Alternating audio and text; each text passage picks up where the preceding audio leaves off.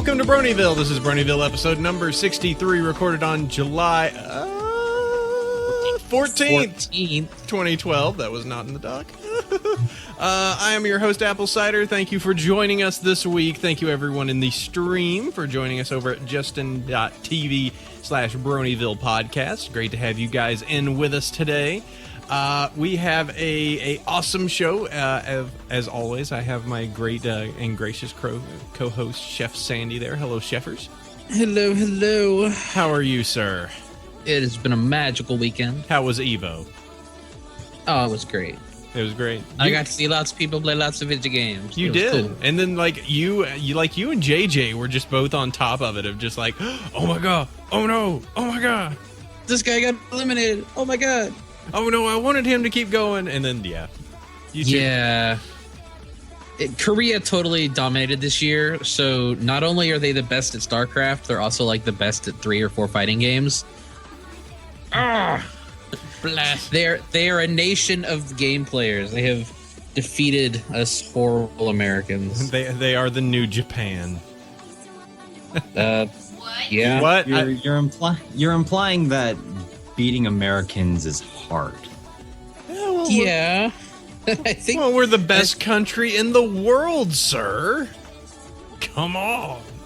Actually, I think like only one of the tournaments was won by an American this year. Which tournament was it? Marvel 3. Combo well. Fiend is from California. I don't even. Okay, funny story with Marvel vs. Capcom. My assistant manager Jeff over at the GameStop that I work at, he got that game when it first came out, and the first 3 days of playing, he got matched up with this girl, and this girl was so good that he air juggled her, or that she air juggled him constantly. He didn't get a single hit in, and she perfected him. Hey, Mike. Now, hold on. Yeah. Let's do this for a second. Hey, we got Mike and the microphone on. Oh my God, who's that? Hi, you. He's just this guy, you know. Oh my god. This is so weird. Okay, continue. Sorry. So no, it's all good. But anyway, so he gets air juggled by this girl like multiple times, and so it wouldn't have been that bad had he not been matched up against her 3 times in a row with the online random matchup. And the entire time she's juggling him, just going, "What do you got? What do you got? You ain't got no moves. Scrub, disconnect." Same thing again. "What do you got? Oh, you ain't got no moves. Scrub, scrub, scrub. You suck. Put it down." He got so angry, he actually took the disc out of his Xbox and broke it over his knee. Never played the game again. Wow. Wow. I mean, I'm not very good at it, but really? Wow. He's mad. when he knows how to rage quit. And for him, he's like, "Look, I work at a GameStop. I get a 10% discount, 25 if the game is used. I don't even care. This is nothing for me." Yeah. Well, don't rage quit, kids. Yeah, not good. So yeah, we got Mike on this episode. You got the much requested Mike the microphone is returned. And very much in a, oh god, we didn't schedule correctly. Hey Mike. Last minute. So thank you very much for showing up, cool. sir. We can talk about your recent music madness that you've been doing with the rap battles, and also because you're going to be doing a bunch of stuff up at Everfree Northwest, which we are also going to. We can definitely hit that up as well. We have to move the show along a little bit. We have to find out, because it has been a very, very long time since we've properly had you on the show, sir. Things change. Seasons turn to spring. We must know your favorite character and favorite episode. You want to know something? And people are going to hate me for this still, because I have not caught up and I am still on Cutie Pox, much to my dismay. Oh, man. I've not had a lot of time to do much. I've been too hooked on stuff like Kamen Rider recently. Japanese shows just yanking me in and being really, really entertaining. Are you going to make a Kamen Rider podcast going forward? Is this how it's going to be? Yeah, man. We'll just call it the Henshin Podcast. What's up? All right, cool. Rider kick. Yeah, man. I like the blue one. Which one? I know, that's the problem. No. You gotta say you like the green one, because almost every Kamen Rider is green at one point. Oh, okay. But how's the green one? Oh boy. But in all seriousness, though, favorite character actually shifted to Daring Do for a while, but is once again Rainbow Dasher Rarity. And I actually did watch the season finale, which is now my favorite episode, both in terms of musical composition and just in overall plot and amazing. I wish that they hadn't crammed it all into, the 2 episodes that they were given, because had that been like an hour and a half special, it would have been amazing. Well, more amazing than it already was, Yeah, just imagine if that was like 3 episodes. Like you I'm sorry to interrupt. If that had the extra like 22 minutes or so just to, pack a little bit more in, that would have been just an amazingly seamless 3-part epic to finish off that season. Yeah, because how would you do that? Because you would want to have you would have your 3 steps of the step 1 is all the setup and going like something's weird here. The second one would be like, oh, stuff is going bad. Stuff got real bad, and then Empire Strikes Back stuff. Empire Strikes Back style, yo. Like Chrysalis not only beat Twilight and put her down there, she's got all the elements swag. Like, oh god, this is real bad.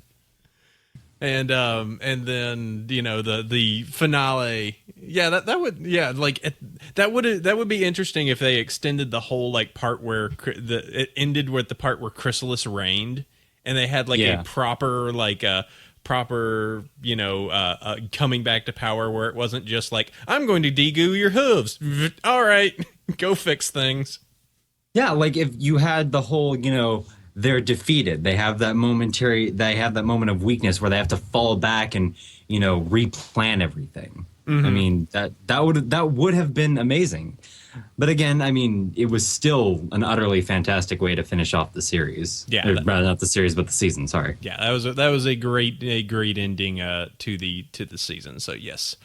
All right. Well, great to have you back, Mike. We will definitely chat, and we've got tons of stuff. We've got news, we've got emails, we've got a few fics. So we can definitely hit those up. All of the great emails and info. But first, I need Sandy to tell me who our awesome sponsors are. All right, we have our fantastic sponsors over at We Love Fine. You can still use our coupon code Bronyville10 to get 10% off your order.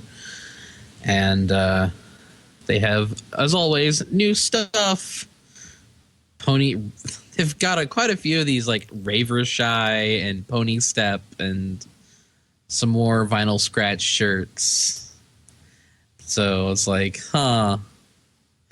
that's kind of cool. The Raver Shy actually isn't too bad. That's Pony Step. I wish. Do they still have the Run CMC?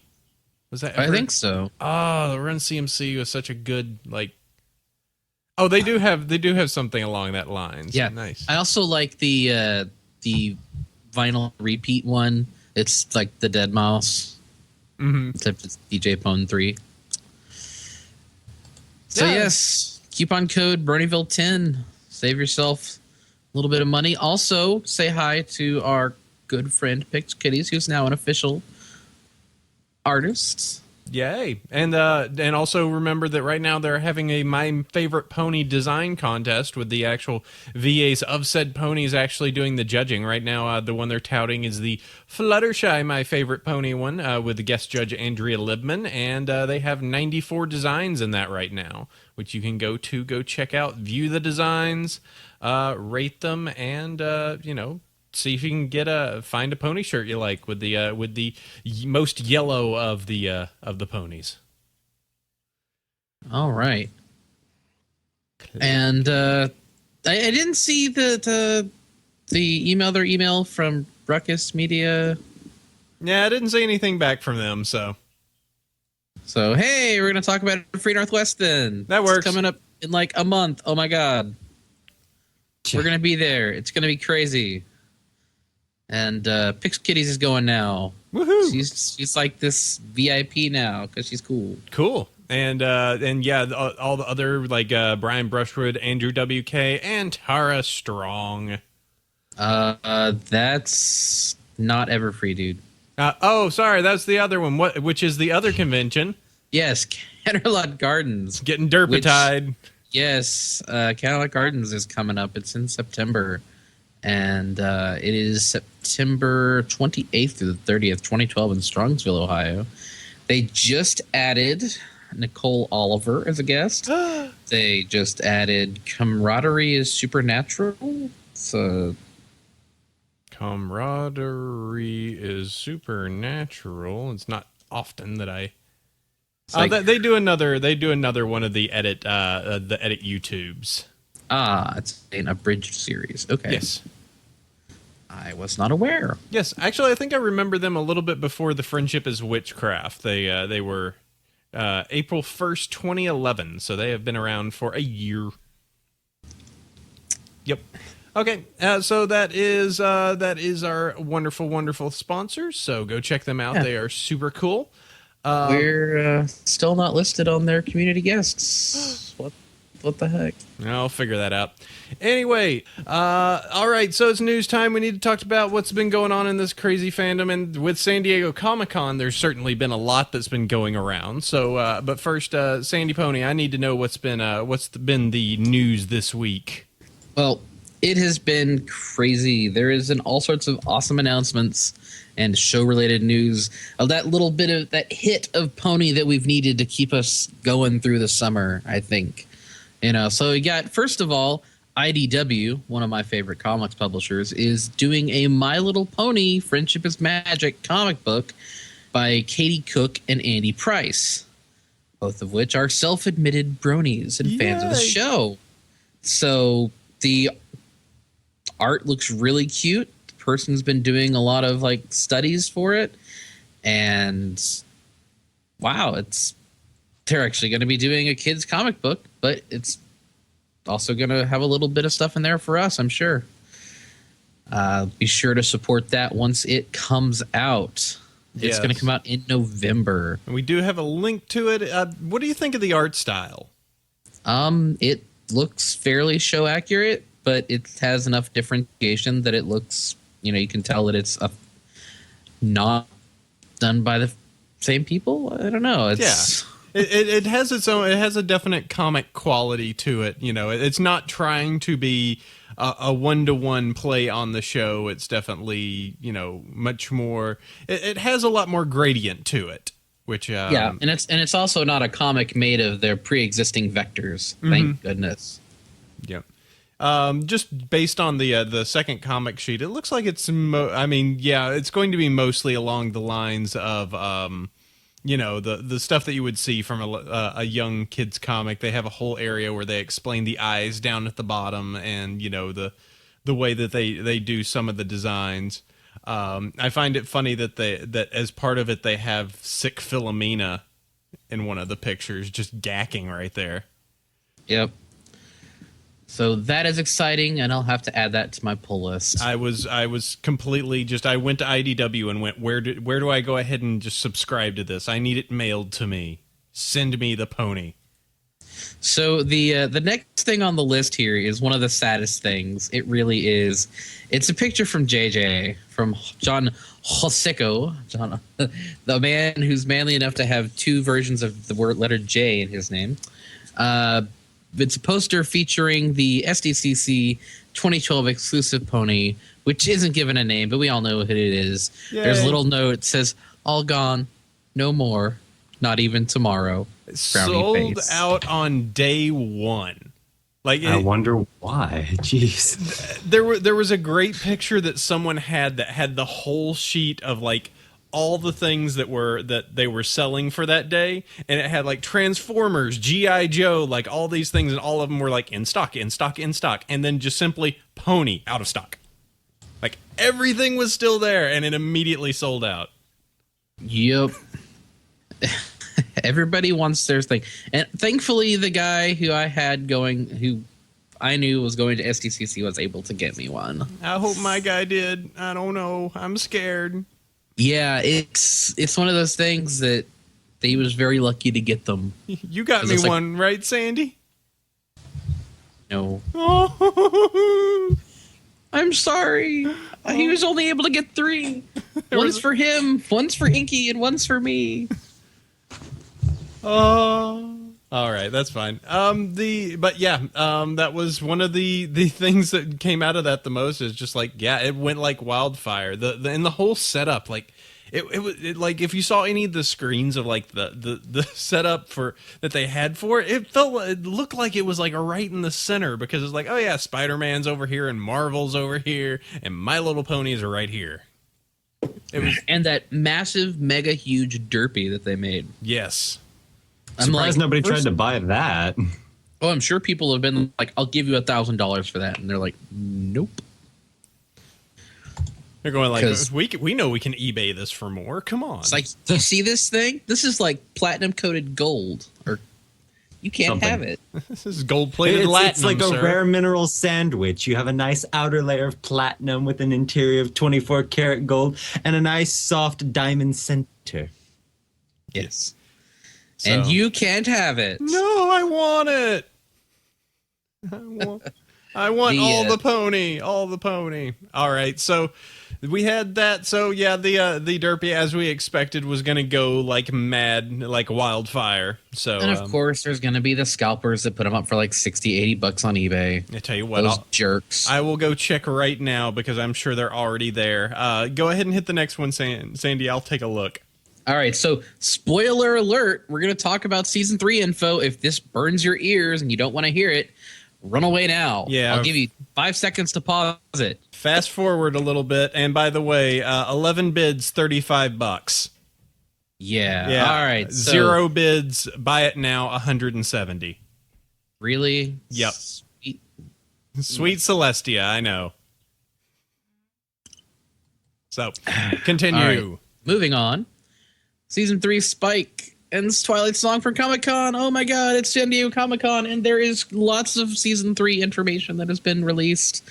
At least it's something sort of Season 3 info. It's not like very concrete. First of all, they released like 2 songs, which is kind of crazy.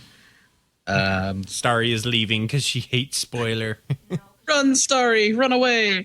So Season 3, they've released 2 songs, which they're okay. They've already been remixed as expected. But I have to say that from what I've seen, the animation quality has again been stepped up from Season 2. They have a bit more budget, I guess, this time around, and are really amping up the just the additional motion. Little bits like Twilight's hair fluttering, her swinging Spike around, her flipping her mane up in the air when she's doing a part in the song. It's like little bitty bits like that you notice if you pay a lot of attention to the animation. And so from that alone, it's looking exciting. Mm-hmm. But also, if you want to watch the panels, they're up on Equestria Daily. You have to watch the whole thing, but I'm just going to go off the bullet points that got posted. You know, Trixie's maybe back, which, you know, for being a one-off antagonist who got so darn popular, you know, is kind of interesting to see her coming back, possibly. No, she's gotten enough fan, like with anything that's gotten fan reactions. Yeah, you know, it's along the lines of she got mentioned, they brought back Octavia and Vinyl Scratch, which you could say, to some extent, Vinyl, I would say, is probably at the same level. Octavia, not as much. Yeah. So, apparently there was more like an extension of Vinyl. Yeah, and it's a pretty. What would you say? Is this confirmed or rumor territory? What would you put that in? I'm gonna put it as a rumor. Okay. That it'd be kind of nice to have like, and I've totally had this idea. It's like I can see where like Dash or Twilight are having a fight about music, and like Dash likes techno stuff that Vinyl does, and Twilight's like, no, Octavia does better, and they have a fight, but then they discover that people can like things that are different, and it's okay. That would be a very interesting, just like the battle of you know, Twilight's like Canterlot upbringing to some extent to like, no, this is proper music. Like, what? Yeah, I could see something like that. Also, there's a section about some pony named Derpy. People asked if they'd be receiving any more speaking roles, and their response was that while Hasbro does love Derpy and they have her all over the place, as evidenced by her being all over the place, including front and center on their banner and front and center on the train trolley, complete with derped eyes, being the exclusive. I think she's a dead character, guys. Nope, she just doesn't exist anymore. Nope, can't be there. Nope, shots fired. Nope, save Derpy lost. Yep, totally. I'm sorry, was that the only one during the whole BronyCon fire incident that occurred recently that couldn't help but think, BronyCon's burning to the ground, save Derpy! She did it all along. She had her revenge. Nah, it's good to know that she'll just be back in the background, just gonna be there, and I'm kind of that's fine. I'm personally kind of hesitant with the whole thing with the Rarity and Octavia duet thing that they mentioned. It could be good. It could be, and I had this discussion with a couple of my buddies a little while ago. My thing with bringing background characters to the foreground is no matter how they do it, there's always going to be some kind of overwhelming controversy that's brought up. And I'm totally fine with having, for example, the minor speaking role that Derpy had in the last roundup where, she popped up in the beginning and was a character for that period of time and then, didn't show up throughout the entirety of the episode. I like those kind of things because that shows that they're acknowledging the fandom as a whole. But when you bring them into the entirety of an episode and make them an integral character for it, I don't know. It doesn't feel right to me. Yeah, I can agree with you there. I like it when the background characters, especially the characters that we as a fandom have built from the ground up, we developed the personalities ourselves, the names and everything like that. I like it when they remain kind of open to our interpretation and molding, because once it becomes canonized, you start this entire war of people complaining about, oh no, that's not how it is, and people are like, oh well, no, it's canon, that's how it is now, so everything you did was wrong, and it's just it's a mess. Well, nothing Go says that a duet means that Octavia has to even say anything. All she has to do is play. Yeah, true. I have to say that it's going to be out there.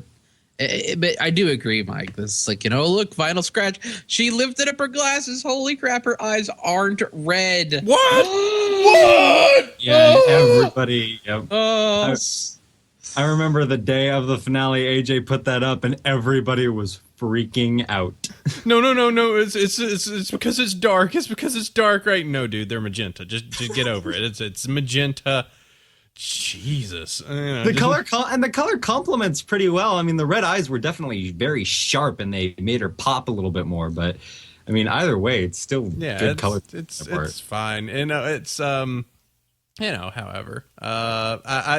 the blood red was just one of those things where it's just like, oh, she's got whoa, it was meant to kind of have that weird popping. Yeah, it's a pop factor. It's very eye-catching. It's appealing, and people are like, "Whoa!" And it adds to her character because people interpret her as the party girl, the crazy, intense, whoa person.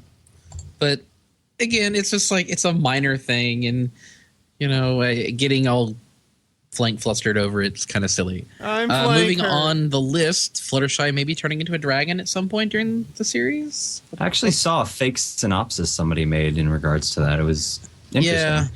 Yeah. More Crazy Pony episodes. The Megan McCarthy reads Equestria Daily. So now Seth and all them can be even more insecure. Yeah. Dash is not confirmed or denied from Philly Fooling, which I really need to listen to the entirety of that to get some context. Yes. But God dang it. Filter your questions. This is what happens when you don't filter your questions. Does Dash like lady horses? Oh, God. I literally would have gone up, taken the mic, and been like, all right, 3x5 card rule. Did somebody really ask that? Yes. Yeah, apparently somebody really asked. Like, is Dash a lesbian at the SDCC panel? And they're like, they're not going to touch relationships with a 50-foot pole because that would completely destroy the group dynamics. And lesbian horses, while fun to read stories, is not suitable for a children's cartoon show. Leave the sexuality of it out of it, just completely. Luno. I'm sorry. I just think that we as a fandom often forget who the target audience of this show is. Oh, we do so much. It's just Like it is a show for little kids. Bear in mind, we're not the focus of this. Please remember, we are just a tangential, outlier demographic. Laysai. Yes, lots of that. And Tabitha's first panel was a great success, according to the notes. So it sounds really cool, and I'm glad they finally gave us a little bit of that pony juice to keep us hyped up for season 3. Pony juice. And I see. What? You said it. You said it. In any event, it's really cool, and I'm looking forward to season 3. There's a couple of times where they're like, tune in next month. And I'm like, is it really going to launch in August and not September? Oh, yeah. That song where they who would it? Ooh. I think what they're going to do with it is I think they're probably going to take it and they're going to like give you the synopsis of what the season premiere is going to be like next month. And then they're going to actually start it in September. At least I hope that's what they do. I don't know. That would be just kind of like, oh, guess what? Pony back. What? Huh? Well, yeah. I mean, it would catch me off guard at least. Yeah. Everybody has to be like, oh crap, we got to start remixing now. Dude, no, it's already begun. I mean, as soon as those songs came out, people were like, oh, hey, let's remix. Let's do it. Speaking of which, the MLR remix wars have started recently. So, yeah. Oh, so they're going to start that back up. Oh, yeah. Yeah, the remix wars are well underway, and the theme is, here, let me fix that for you. And what it is you take somebody's, you make a song, and then somebody takes it and then reworks it into a different style. So, like, let's say you made some dubstep or something. People will be like, oh, okay, here, let me fix that for you and make it Eurobeat. Mm-hmm. Nice. So it's going to be interesting. Take the Living Tombstone Discord song and turn it back to Eurobeat. Game done. There we go. Okay, bye guys. Just take it. Post the original MLR remix word Discord. Look how good I did. Oh, you slowed down the lyrics some, and Yep. wait, this is We're just gonna slow down the lyrics some. We're gonna take that beat and make it more Eurobeat, and damn, there we go. Oh man, this is great. Man, you did a really good job at that. How long did it take you?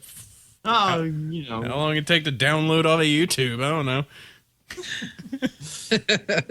All right. So, yeah, the next thing, this is actually relating back to Evo from last week. The guys from Main 6 running off the fighting game Brony's live stream channel did a 6-hour or so live stream of people playing the game. So you can get a pretty good idea of the characters' abilities and see all of their new stuff. It is available on YouTube, and if you want to watch ponies slapping each other around and some of their delicious music, their Guilty Gear inspired music for the Cloudsdale Rainbow Dash stage is really amazing. And I'm really looking forward to seeing that at Candlelock Gardens. So I admit to knowing very little about fighting games, but was there anything interesting that you pulled out of that, Sandy? Well, first of all, you got to see all the characters that they had available, pretty much their full capacity. I mean, at least day one levels.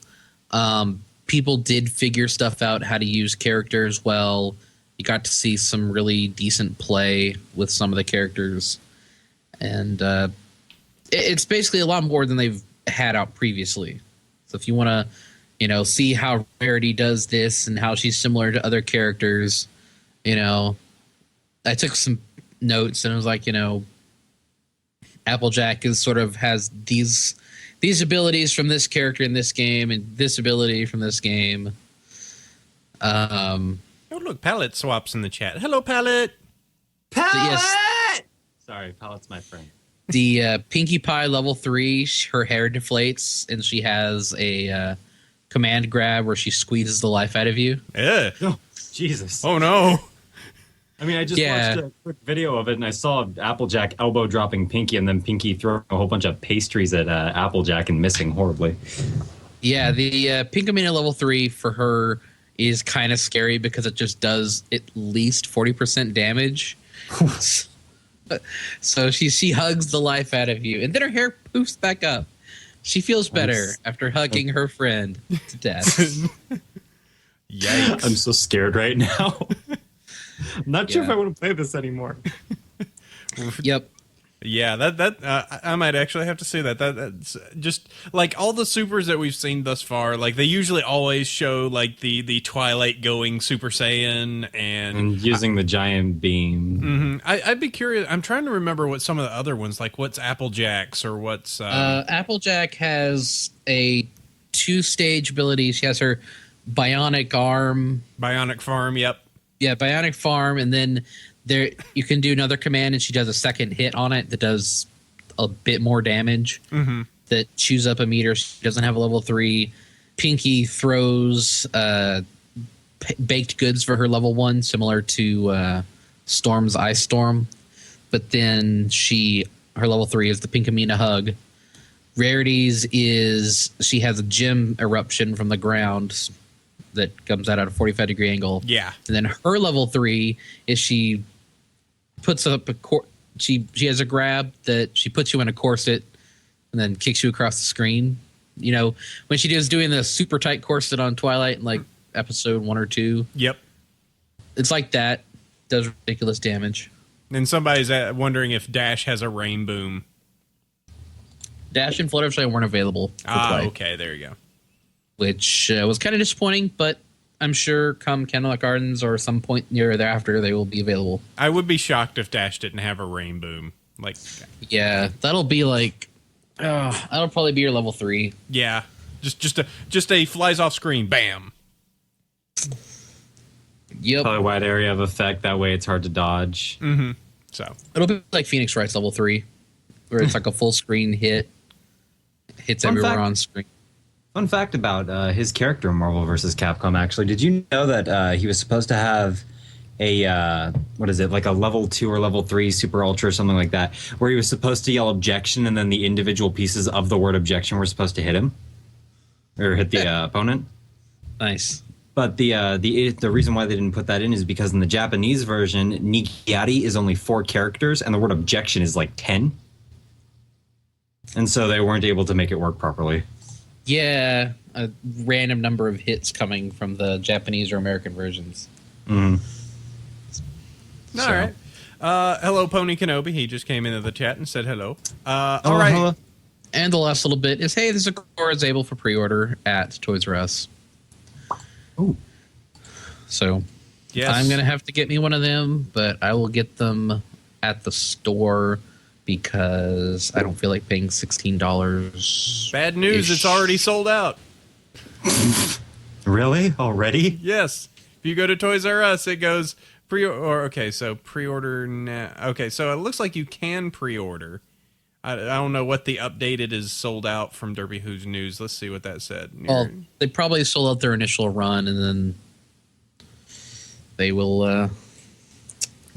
I'll wait 2 weeks and go buy it, in hand at the store. Yeah, that would be good. It says ship date on August 15th, so it'll probably be right before Everfree. Right before Yep. Everfree. Oh, good. Get to pick some of those up and be like, hey, you can pick them up here, boys. Grab your Zakora. Go to see if we can roll around to whatever Toys R Us are around the area and just grab them. Destroy all of their pony. Resell. And Seattle won't know what hit them. Well, that's about it for the news. I mean, there's obviously lots of stuff coming out from Seattle, San Diego Comic-Con. And by the time this rolls out on Wednesday, I'm sure that there'll be more new stuff that we didn't get to talk about because it happened in the future. Woo! Oh, scaries. All right, well, it sounds good.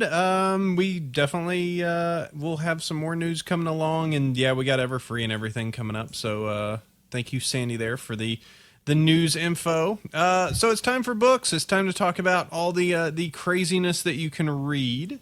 that is available for you. I am trying my hardest right now to try and find something, but I had no time to actually read any pony this week. So go ahead, Sandy, and see if you have anything. So I did have a story this week that isn't shipping related. Oh my god, a combo breaker. Wait, what? Huh? The story features Rainbow Dash.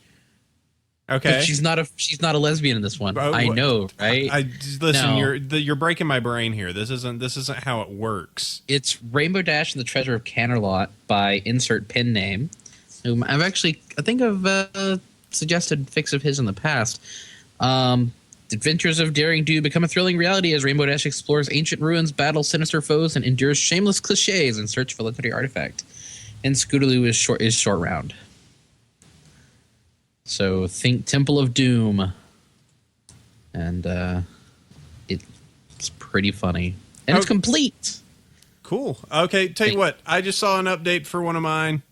The one I brought from a while back, There, which is the one where Twilight goes crazy noticing that people have spelling errors in what they're doing.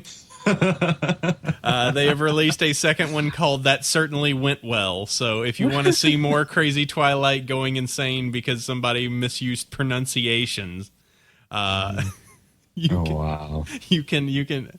I love that fic so much because it fits her character so well. You need to link me to that. I want to read it. It's by Fan. Was this Fan Not a Nerd?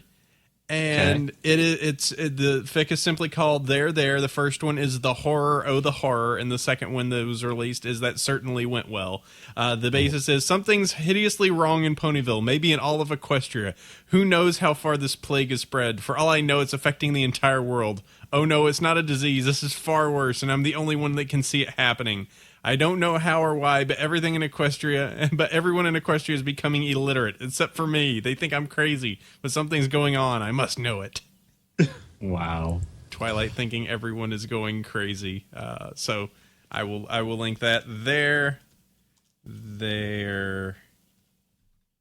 and that will be in the show notes. Good. That updated. I had something. Mike, do you have any fic you've read? Oh, I have many actually. Are there ones we can talk about? Yes, actually, Good. They are. I've made sure to do that this time. I know, shocking. Anyways, I've been reading a lot of actually clean and hysterical fanfics lately. Just because I'm trying to get back into the swing of things after BronyCon and whatnot. I have a whole lot of dramatic readings I need to get out of the way. I have 7 more to do, and a couple of the ones that I've been reading, I actually have 2 to suggest. One series that I've been reading through very slowly is called The Worst Bakers in Equestria, which is a lovely little series of stories that revolves around several characters such as Luna and Rainbow Dash and their insanely bad cooking exploits. And so far, I've pretty much almost stopped breathing because of how much I've been laughing at this thing. Currently, I'm only on the first story, which is Luna. And the other one, and that one is by Bob from Bottles. And you can find the entire collection on Equestria Daily. Just look up The Worst Bakers in Equestria. I will put a link. And then the second one that I found, and I don't know why somebody would make this, but I'm reading through this, and there's no author name as far as I can tell on this document. But it's one I think a lot of people have already heard of called Fluttershy Gets a Paper Cut. Oh, yeah. Oh, yeah. And yeah, and it's an insanely well-written, very detailed fanfic about just the trauma that Fluttershy goes through as she gets a paper cut. And it's just like, it's just so excessive. Like, it's like grim comedic, but not even really grim. Yeah. It's just more like, really? Really? You what? This is happening? Fluttershy gets a paper cut. Yeah, I'm having to try and search it down. Fluttershy gets a paper cut. There we are. All right, those will both be in the show notes. Yeah, we've recommended the Fluttershy Gets a Paper Cut. It's just such a strange, awesome fic. So, yeah, you should check that out. One last one, if I could suggest Sure. just one more. This is one that I already read. This is one of the first ones that I did when I picked out these fanfics. Was Pinkie Pie watches paint dry. Mm-hmm. It's a Yeah, very that was one very that I suggested as well. Are very- you me? No, you're just very deep, very introspective. You go in and you're like, but definitely worth a read or a listen. I did do a recording of that on YouTube, so if you don't feel like reading it, you can always listen to it there, and that's just way better than it should have been. All right, let's see. That There we one. go. Pinky watches paint dry by Absolute Anonymous. Yep, that's we, the one. We will have that, and all three of those will be in the show notes. So look at that. You got 5 fics this week. That is more than 3. For certain. All right, so there you go. There's all the fanfic you can load up on, get your pony fix from the community itself. So very, very cool. Was that word there? That word usage intentional? Fix? Get it? I don't know. FICS and then FIX. Get your pony fix. Oh, there you. Oh, wow. I didn't even notice that alliteration. Awesome. I'm doing stuff now without my knowledge. What's going on? Okay, let's move on. Topic time. It's time to talk about, right now, I guess the topic is ponies, because that's what's listed. ponies. Mike, it has been so long since we've had you. You've done many things. I think the number one thing we talk about just on and off is you're doing all these rap battles now. Yeah, I'm trying to get these out at a more reasonable pace than 6 months. Mm-hmm. And you just got done with Blue Blood versus Mac. Yep, Blue Blood versus Big Macintosh, yep. Awesome. Yep. That one was a bit of a challenge when it came to the writing. I'm very satisfied with how it turned out, though. My VA for Big Macintosh, who also was the VA of the announcer that I used, the Spike announcer, same guy. Very talented guy named Patrick Seymour. And I approached him to see if he wanted to help me, and he was more than ecstatic to do so, and he nailed that Big Macintosh role. So I'm very pleased with how everything turned out. Yeah, the Mac was really, really good in that. So yeah, and that was one of those just like, hey, Cider, check it out, it's finally done. And I'm like, dude, that's pretty sweet, and it's all animated and everything too. Who'd you get to do the animation side? Brony Dance Party, actually, and this was actually his first animation that he did not include OCs in.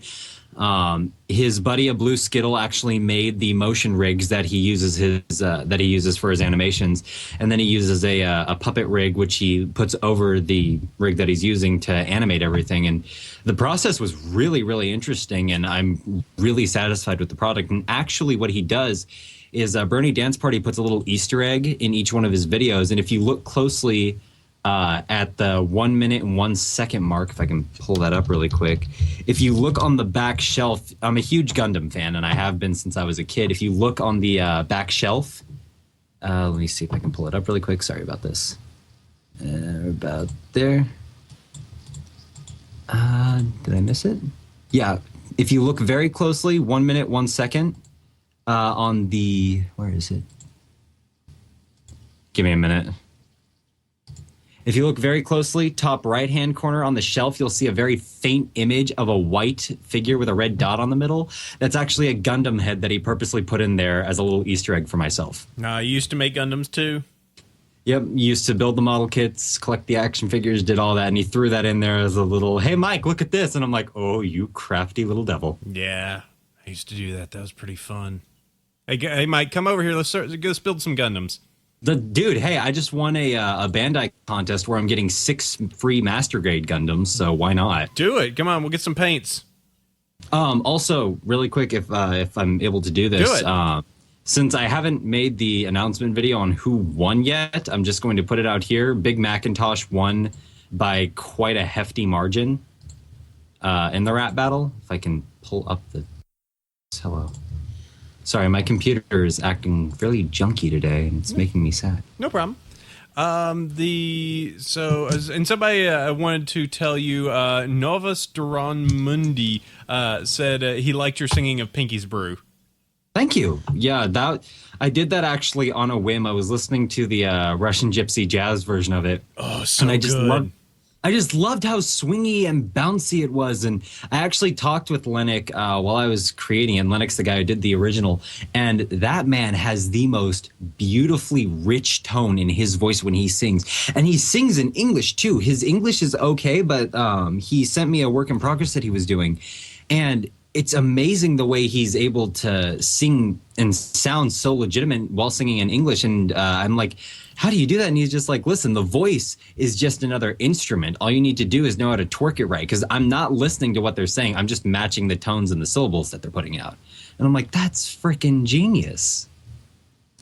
Yeah, So, that's it's one of those ones where it's just like, oh, that's so good. Like it finds its own like special way just to equal, if not rival, the original. So it's, I mean, it was a beautiful creation, and I am just blown away by it every time I listen to it.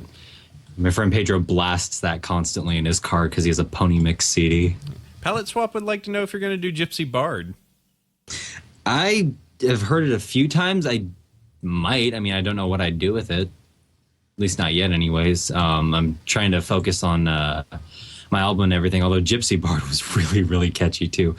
I gotta give credit to the Friendship is Witchcraft guys, just because they know how to make a catchy song. Oh, here we go. Finally, the results load. Big Macintosh won with an overall percentage of 64% to Prince Blue Blood's 36%. A grand total of 8,872 people clocked in for voting. 5,687 voted Big Mac, and 3,185 voted Blue Blood. Wow. That is a significant number of people. Mm-hmm. Last round, I didn't cap how many times you could vote because of the voting thing I was using, which I kind of regret, because it said that over 30,000 people clocked in for that. Oh, nice. Yeah, a lot more fans then.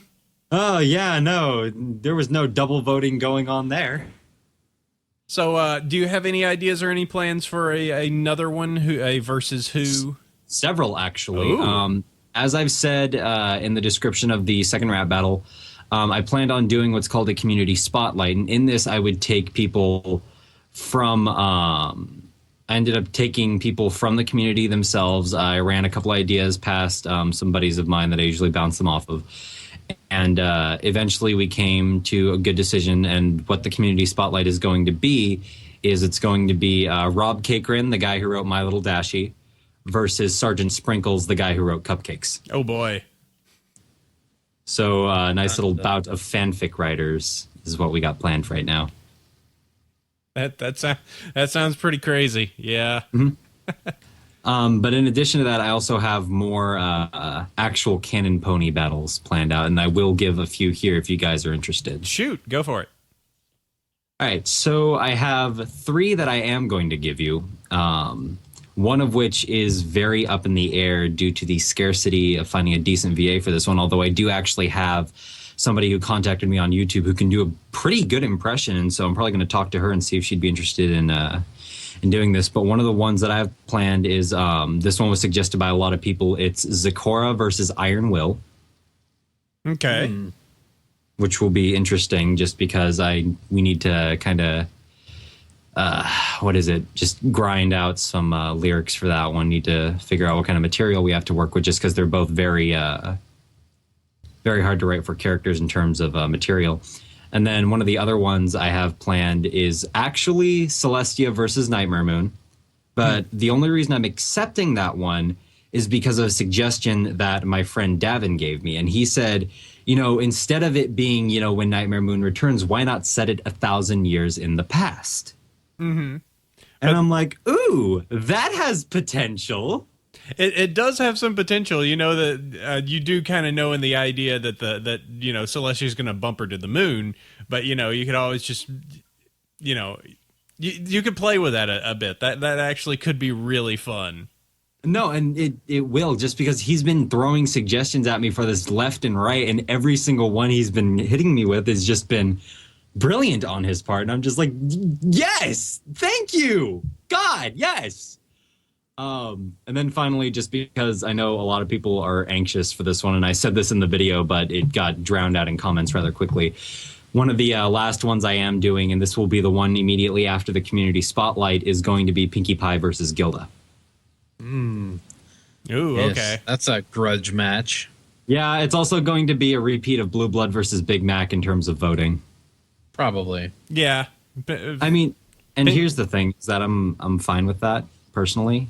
I'm sorry, go ahead. What were you going to say? Well, I was just trying to think. I was actually going on the same train of because I have I do admit to liking Gilda a lot, even though she had her one time, and I think she's just got a good design and everything. But I was actually thinking at some point of it would be interesting to do like a Battle of the Meanest, which would be like Gilda versus Garble. Yeah. Yeah, I might do something like that. It's actually an interesting idea. I'll write that down. Shit. Look at that gold. And Garble, of course, being the dragon from Dragon Quest. Yeah. Yep.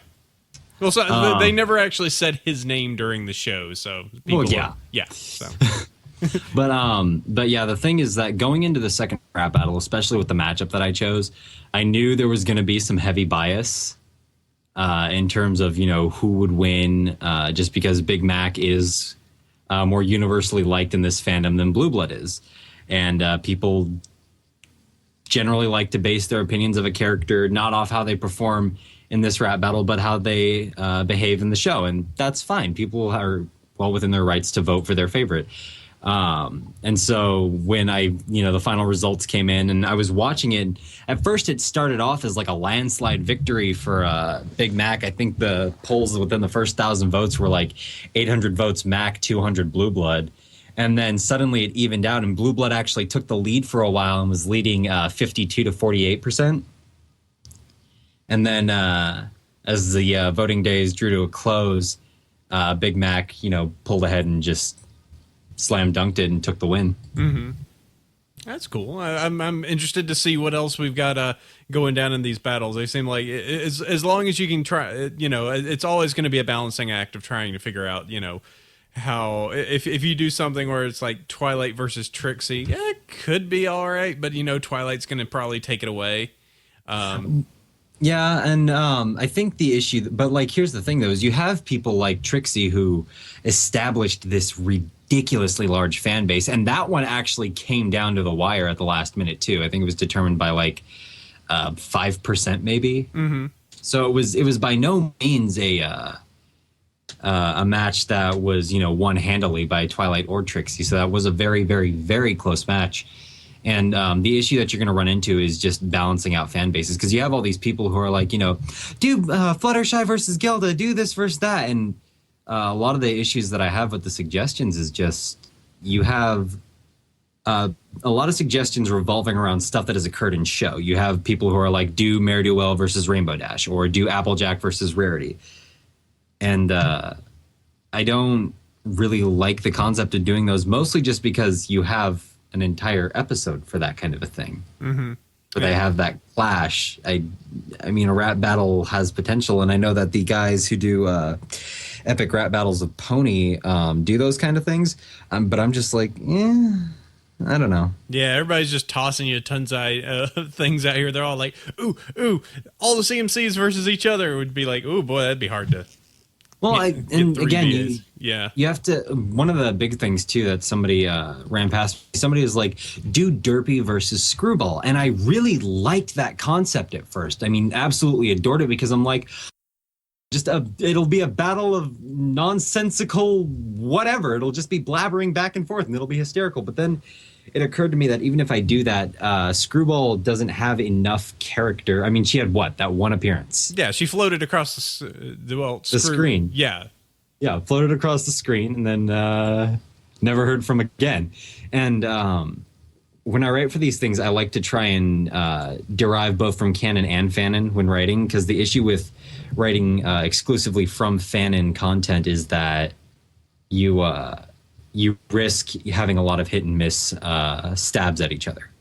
You have a lot of people who are going to be very involved in the fandom and will understand all the fanon content that you're referencing, but a lot of people won't because they haven't read the material. That's part of the reason why I don't plan on doing Vinyl Scratch versus Octavia anytime soon, if at all. Mm-hmm.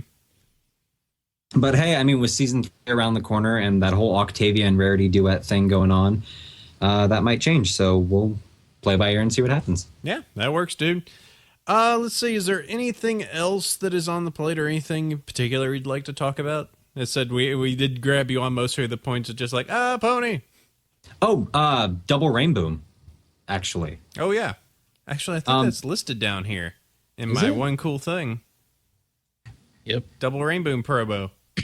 Oh, well, Also, snap. we need to talk to those guys after Everfree. I just stole that from you. I'm so sorry. No, that's cool. I mean, no, actually, I admit, my one cool thing, I was completely out of it and went, Starry, find me something. What's cool? So, go ahead. I actually don't know much about it. The Double Rainbow project is just a fan animation that's going on right now. I know, if I recall correctly, Rena Chan, who did the voice for Twilight in the .mov series, and correct me if I'm wrong here, is doing the voice of Twilight, and Bree, who is a very well-known Pinkie Pie voice actor in the fandom, is doing the voice of Pinkie Pie. They previewed a small animation skit at BronyCon this year, and I think that was the same one anyways. Maybe I'm wrong. Can somebody, is the chat correcting me at all, or? I don't know. Let's see. Let me pull it back up. I don't see any I see a yes. There's a single yes. Okay.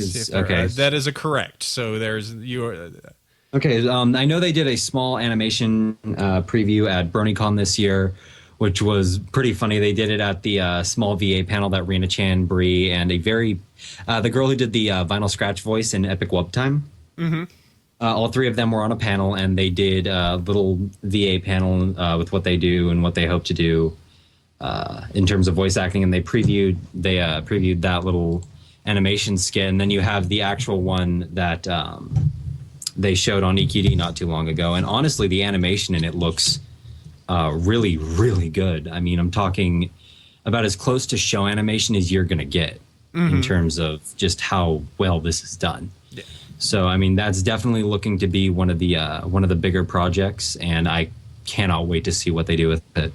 Yeah, the some of the Flash stuff that's been coming out recently, like even I've been kind of going on the idea of I might need to get an animation done coming up in like the next few months, just for a personal project. And I was kind of going like, let's see, where could I go for that? And I went, I wonder if I could just toss some bits over towards a Brony artist, one of these Brony animators, get them to fashion something up in Flash that would look good. So yeah, the stuff that they're generating now, I would be, it would never be at the speed of DHX, or maybe not exactly to the quality of DHX, since they just have such a huge collection over there. But yeah, I would love to see some of that actually come to fruition. So yeah. All right. Well, let's see. Unless there's anything else, and I can't think of much else over on our end. Shall we go ahead and hit emails? Sounds good to me. All right, let's do this. We have our emails. You can send that across to bronyville@gmail.com. I know one of these emails is a particularly long one, but it's a little bit of fun. It's a little bit of role-playing for us, supposedly. So I wish to torture us. I shall start first. Sandy, you go second. And Mike, if you will please get thirdsies. Yay! Yay, email time. Now calm down, Mike, because you've got to read these first. No, calm down. Okay. I will start. Greetings to Apple Cider, Chef Sandy, Starry Night, and guests. I have a question. When are you going to get Tara Strong on the podcast? I'm only pointing it out because almost every podcast, you always say how Bronyville has to stop Kevin Smith and his million shows, or at least slow them down. Well, Tara Strong was in Fat Man on Batman and did talk about ponies. Are you really going to let Kevin Smith win this round? Sure, I don't have my own podcast, and maybe I don't know how hard it is to get guests, but we all know Tara Strong just loves us. It's worth a try, right? With that aside, I do want to say that one of my favorite parts of your great podcast is when you all make Starry Night laugh. Her laugh is just contagious. So if she is there, I challenge everybody, including the guests, to make her laugh now. She is unfortunately away. Keep on making great shows. Your faithful listener, Storm Runner. P.S. Well, I say Pinkie Pie is best pony. Reality is that every pony is best pony. They all have something that makes them great. No exceptions. Except for Diamond Tiara. She's worst pony. She really is awful. Hey, no. Oh.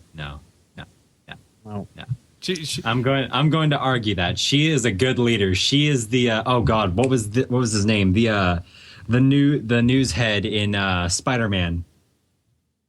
What's his name? J. Jonah Jameson. Yes, she's the J. Jonah Jameson of My Little Pony, and I am totally okay with that. I think she seems like someone that would be just a really just a brat growing up, but then just kind of turns it around at some point. I don't know. Yeah. Yeah, I don't know. All right, so to move the question, all right, Sandy, you do our scheduling. Get Tara Strong on the show, all right? I'll get her on with Kevin Smith. They'll both be on. Okay, cool. There we go. All right, we're already we sent that sent go. that thing to Kevin Smith and said, "Hey, you offered us to be on your TV show that didn't work out, so we're offering you to come on our podcast that actually is working out." So, we did. yeah, we got an offer like a year ago. Yeah, I remember that. Like a year ago, whenever they were trying to do like Hollywood Babble Night or whatever. Yeah, they were wanting to do a show on Fox. Which, come on, unless you're doing a show about singing or people singing on Fox, unless you're dancing or singing, there's no reason to even have a show on Fox unless Seth MacFarlane's running it. So, also, if you're in a kitchen and going to swear at people. Yes, yelling at people in kitchens and reality shows and dancing. Why did he ever think he'd ever be able to make a show on there? But yes, we got offered that, and we replied, and then it promptly fell through. But we did ask Kevin Smith if he wanted to come on, which that wouldn't just be hilarious. As for Tara Strong, we've got two times that we can spend time with her. So we've got both Everfree Northwest and Canterlot Gardens coming up, and she's going to be at both of those. So I have a feeling we're probably going to get Tara Strong on the show in some capacity in the coming months, or month, actually. So, yeah, I think that's going to happen. We're going to do our best. Yep. All right. So moving on to the next email. Dear Princess, wait a minute. Good day, AC, Sheffer, Starry, and guests. I've been listening to your podcast all the way from episode 1, and I find it's perfect to listen to while playing some mindless game like Minecraft or Skyrim. Games that do not need too much of your attention. You guys are quite entertaining, informative, and have a great layout for each episode. Each of your guests is equally awesome. Some of your best guests, in my opinion, have been Midnight Shadow, Pixel Kitties, and some guy named Mike the Microphone. Who's that guy? I know, right? You got to invite them more often. Now, onwards to my question. Do you ever feel like the show needs to deviate more often from the elements of harmony character traits? What I mean is this. Each of the main six represents an element of harmony / friendship, like how Fluttershy is kind, Rainbow Dash is loyal, so they say, Rarity is generous, etc. But it seems like some of the show's best episodes have been ones where each pony goes against a particular element. Party of one, putting your hoof down, sweet and elite, etc. Plus, I assume it's kind of restrictive for a writer to stick to one specific trait for each character rather than develop their personality by making their reactions just a bit more unpredictable. I'm not saying that each character's specific personality traits be removed or modified altogether. I only hope that their element of harmony is not followed strictly, seeing as how the elements are a bit too goody two-shoes, and it's far more interesting to see them react in a more relatable manner to situations that challenge their ethics. Obviously, I'm not a professional writer, but what are your thoughts / predictions on this? Do you think there needs to be more episodes like this? Or is it possible that what makes them good or memorable or how rare they are? On another note, I've never tried out fanfics before I listened to this show, but I love the short episode-style stories like Sunny Skies All Day Long. Do you have any other recommendations similar to this one? Your faithful listener, no, not the bees! Won't bring you back your honey! All right, never mind. P.S. Twilight's best pony. Most polls seem to agree with this, thus making it scientifically and statistically true. Correct! P.P.S. Please don't leave the show too often, Chef. In your absence, Apple Cider goes a little too oatmeal and scares little children. P.P.S. I like ponies. All right, so ponies deviating from their element. I can see it. I'd like it. I could see it. It's one of those things that's like, that's a primary aspect of their personality, but I think that they do a pretty good job of the characters still being quote unquote human. You know, that they're still relatable as like individuals away from their element. That, you know, there's more to their character that I'm loyal. You know, I found a nice little picture the other day. It was a picture of Rainbow Dash, and she walks up to Applejack. And this is the kind of thing I would like to see, if only for the sake of comedy. It's just, you know, Rainbow Dash walks up and she's like, "Hey, AJ, do you want to see the new routine I made to try it for the Wonderbolts?" And AJ looks at her and goes, "Rainbow Dash, you're a failure. You can't fly worth crap. Your tricks are lame, and the Wonderbolts will never put you on their team." And it's just Dash about to burst into tears. God. And then Applejack smiles, and it just says, "Element of honesty." Oh, that's brutal. Yes. Crushing my dreams, though. They see, if somebody out there wants to make some little parody spoof where they follow their traits like insanely hard, I think that would be pretty funny. Personally, That would just make Twilight some sort of ethereal cloud. basically. Just speaking in some disembodied voice. "Hello, friends. I am Twilight Sparkle. How are you?" I could see like Rarity like giving away all her crap. It's just like, "Oh, I love your hair, rips it out. Would you like some, darling?" "Thank you. I will treasure this forever." Pinkie Pie constantly laughing at inappropriate times. There's another funeral for another old pony in Ponyville. She just wanders by. Oh God, she's You died. this wake isn't very funny, but you know what is? Your sadness. I don't know. Rainbow just being loyal to everything. Just "I'll like, protect you, blade of grass." just like beats the crap out of a guy. "Oh my God, who assaulted you? I'll protect you, young citizen." I am magic. That's good, Twilight. And Fluttershy wouldn't change a bit. Just like Fluttershy would not change a bit. It would just be, "Oh, hello there. How are you? Have a cookie. Bye." well, here's a plot line that while we were having this conversation, I thought would be interesting. What if let's say there's a 2-part episode, and the actual like the connections that all of them have to the elements of harmony are just ripped out of them or removed in some way, and they have to get the element of harmony, but they have to get one that wasn't the original. So so most likely Rarity would have to be magic. So because she's the only other unicorn.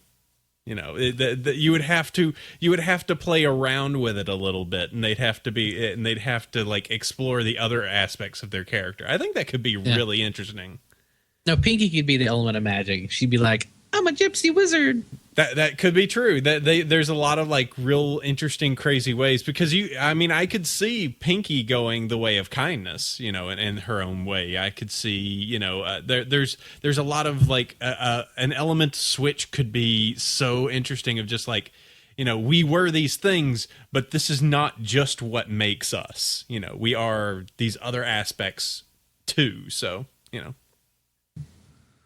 You know, see Fluttershy turn into the element of loyalty because she will stick by your side, you know, and help you out, you know, in a time of need. So, yeah. Ooh, what if there was like a complete element of harmony swap? Yeah. Like just things change and they're all just like, you know. Suddenly it's like, "You have no idea how hard it is to be da da da da da." Yeah. Typical, you know, Freaky anything, Friday, like typical anything plot. yeah. Everything's done it at least once. You don't know how hard it is being a magic caster. Yeah, well, you don't know how hard it is to be a seamstress. Zzz. Oh, hey, suddenly this happened. You have no idea how hard it is to be an Earth Pony, and you have no idea how hard it is to be a Pegasus. Oh, snap!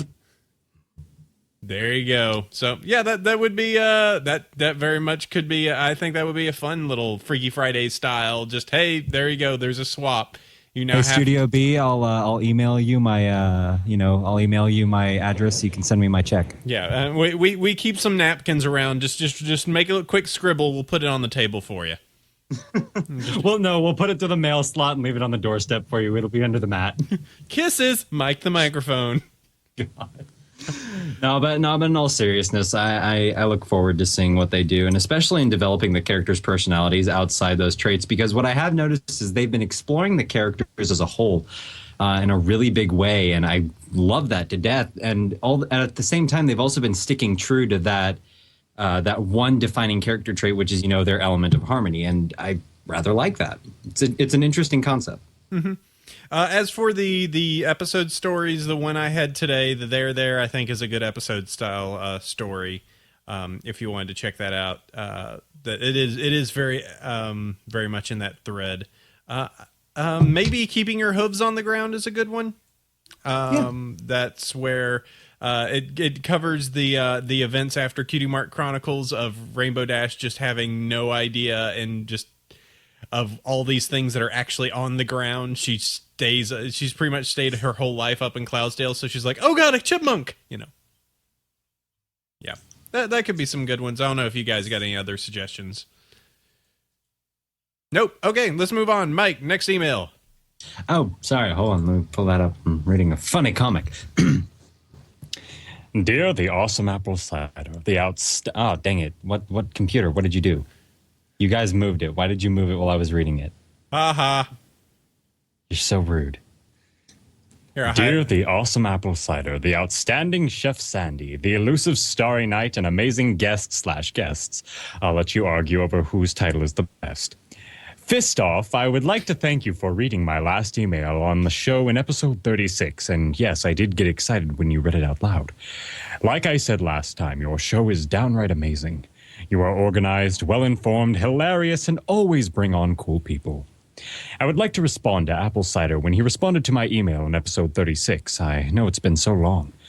I asked if you thought the series would get darker as it progressed, and you claimed that it wouldn't. I just want to point... Did they add an apostrophe in there? I'm sorry. Want. I just want to point out that the Royal Wedding episode and say, ha! While My Little Pony is still not a dark show, I still want to make the claim that the world is not as peaceful and non-violent as we thought it was. I think it's safe to assume that the violence of the show will never go past the point of the Royal Wedding. The reason I am pointing this out is just to say that I was right. Now for my question. I'm starting college in about 2 months, and I won't be going with any of my friends. Do you have any advice on how to find fellow bronies at college? Any advice would help. Also, I'm thinking about starting to write for the community, but I can't get myself to get started, even though I have an amazing idea for a fic that is not a self-insertion. If you would be so kind as to just tell me, to start writing it, I know I will. Sincerely, Aaron Core, aka Zorin. P.S. There is no best pony, only favorites. Mine happens to be Rainbow Dash. He did the there, by the way. Oh, he did that. No. I'm just mentioning he typed in THEIR. There is no best. Yeah, I know. And I'm sitting here just like, oh, now I want to read that fic. Twilight would look at this and be like, who went? Well, not AA self. Twilight would just start seizing on the ground and freaking the hell out. Anyway, for the fic, just start writing it there. That's what you said. If I may make a suggestion on the whole not going to college with your friends thing, in my personal experience, when you try to find friends, especially who you will only have that one kind of common ground to start off with, you're asking a little bit too much. In my personal experience, I find that it's a lot easier to, instead of being idealistic and trying to find friends who are bronies right out the bat, maybe like find people whom you connect with on a personal level outside of that.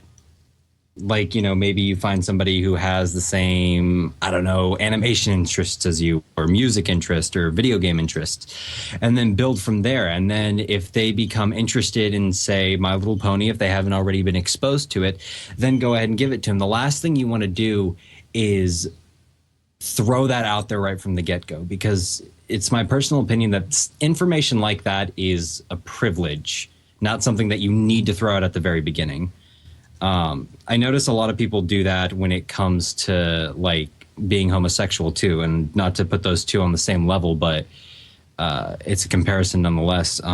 Personally, what I find is like I'll make friends with people and then I'll know them for several months, and then the topic of discussion will come up where we'll be talking about, say, homosexuality or something like that, and then they'll maybe find out that I'm dating a guy, or I'll offhandedly mention that I'm gay, and they'll be like, "Wait a minute, you're gay?" And I'm like, "Yeah. Why didn't you tell me?" It's not something you needed to know.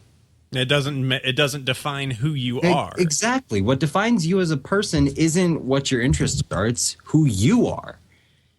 And personally, I feel that my homosexuality is not something you need to know about, because that's just something that will cloud your judgment of who I am as a person if you do not like homosexual people. Or if you like homosexual people, maybe it'll make you biased. I don't want that. I want you to judge me as a human being based on firsthand experiences with myself. And if you like me, like me. If you don't, you don't. Putting it out there right from the get-go clouds people's judgment. And I feel that doing that kind of thing actually damages the opportunity to make some really good friends. Because if they're good friends and if they're true friends, they're going to like you no matter what you do. But again, that type of information is a privilege, not a right. All right. Yeah, there's definite things. It's just, make friends. If it's a college, do a search on Equestria Daily, and who knows, maybe the college actually does have one of the little like meetup groups. So there might actually be a host of bronies already there. Those are around. I'm trying to see, is it bronies.org? Is the one that has, nope, not that website.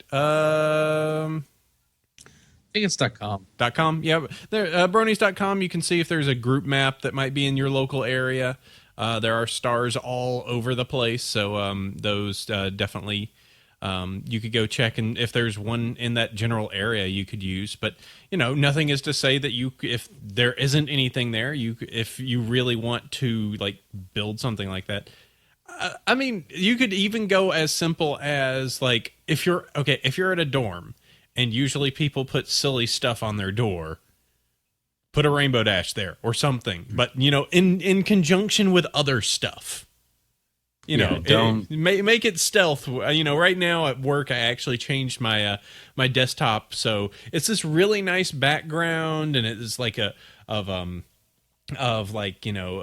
really stylized like afternoon sky, but there's a telephone pole there, and you can see some buildings, and then there's a little Pegasus silhouette with letters and muffins falling out of her bag. Yeah. It's completely, anybody who sees it would be like, oh, that's kind of neat. They'd see it and just pass by. Anybody that's a brony would be like, huh, that's derpy. All right, cool. You can be subtle. Just don't overdo it. I think that's the big point. Agreed. Yep. Let's see. Any other questions attached to that one? Nope. All right. Have a good one there, Zoran. I shall hit the next one. Dear whomever is reading this, that would be me. Oh, and just on the point that he was right. All right. Wow, nice and mature as always. Yeah, So what, huh? Okay. Fight? You're going to fight on Zoran's behalf? Yeah, I'll do it. For his I'll honor. fight you. Game of Thrones. I will drive down. I will call my buddy Pedro and be like, we're going on a road trip. I need to beat up Apple Cider. No. You're going to Game of Thrones me? Yeah, no, we're going to show up in this, this junky white Ford that he calls the White Fog, and I'm going to pop out. I'll have my big Mexican friend Pedro wearing a top hat and a trench coat on, and I'll be dressed up like a thug with a baseball bat. No. I'm too close to Oakland. It's getting too real. God. Okay, never mind. Nope, not doing that. You have a natural defense in line. Yes, you have to drive through Oakland first. Yeah, no, I'm sorry. That's a natural defense right there. I am not touching that. It's like having a moat. As long as you stay on the freeway. Maybe. All right. Accuracy lob a grenade to his house. Yeah. All right, moving on. Dear whomever is reading this, it appears that you grandfellows read a lot of fan fiction. So let me ask you this. What is your favorite genre to read? I, personally, like enjoying a good old adventure-comedy story with some romance and the occasional, written HIE, never hurt any pony either. HIE, I don't know. Also, have you ever run into any Apple Cider X Chef Sandy shipping stories? If not, then might I suggest Starry Right one? If it was written from her perspective, it would be most hilarious. Your faithful listener, Excelsior. P.S. Pinkie Pie is best main 6, and Lyra's best background pony. P.S. Princess Woona from the Moonstruck Tumblr is all-time best pony. And PPPS, I like applesauce. I can dig it. You know what? Applesauce is good. Yep. And as for, let's see, stories, adventure comedies, one shot, ones that are like episode fix, I really like, because those you can just enjoy. It feels like you got yourself an episode. And those are really good. Some ship fix can be good, some of them can be good. Some of them can be not as good. They can be hit or miss. What about you, Sheffers? I like the comedies, the adventures, the ship fix. I stay far, far away from the sad, and definitely away from the grim dark and the grim derp. Grim derp. Yes, grim derp. When it's so far grim dark, it just gets ridiculous. Like this is just a troll fic at this point, It's just like I just wrote this to make Rainbow Dash's wings tore off from the friction and blood spewed into a giant tornado. Then she was kidnapped by a whole bunch of griffins and beaten. Like, no. And Celestia cried tears of blood. She couldn't do anything. Like, oh, man. And then Pinkie Pie activated her Sharingan. No, let's not do it. No. Yeah, man, come on. This is already ridiculous enough. Let's do some crossovers. Yes. We'll make it a Naruto Bleach My Little Pony crossover. Oh, my God. Then all of a sudden, Gordon Freeman shows up and head crabs appear. And then John Freeman came up and killed the boss. And Sonic the Hedgehog showed up for some reason. No! Take that, evil blue thing. Oh, God. What are we doing? All right. As for Apple Cider Chef Sandy's shipping stories, we know of one. Moving on. Yeah, but he never wrote more than one chapter. Sort of like, aw. Yep. I mean, wait, that's terrible. We don't want that at all. What are we talking? Huh? Well, no. And no, Starry would not write one because she is very defensive of her man.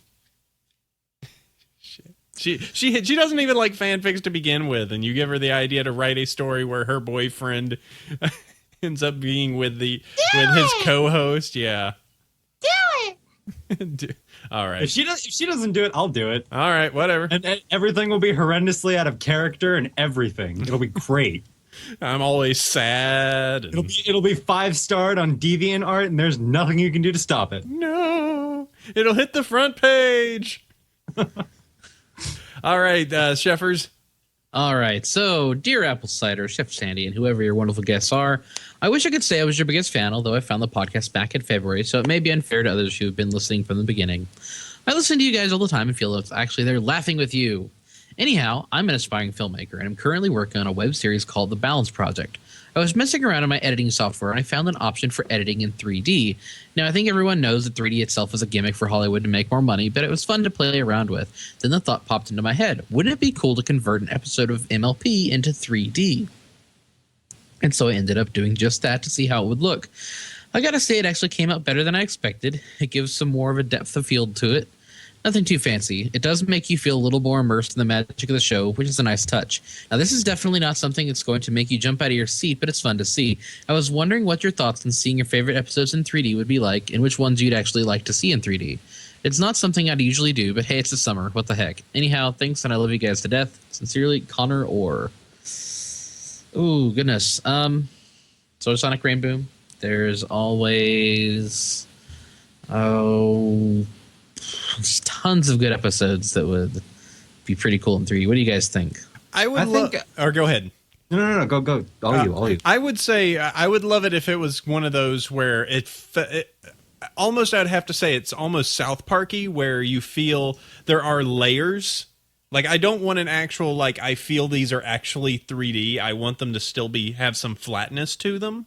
Yeah. Because it's kind of this flat, like, the flatness of how everything is to some degree is kind of what I like. But I would love to see it like some of the TVs that are 3D TVs where you don't need glasses or anything.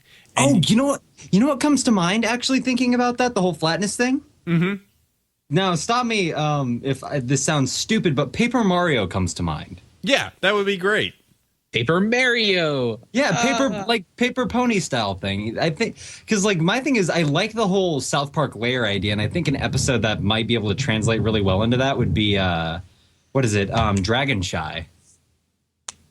I mean, you have the landslide, you have the whole thing where Fluttershy is looking head to head with the dragon as it roars at her, that sort of thing.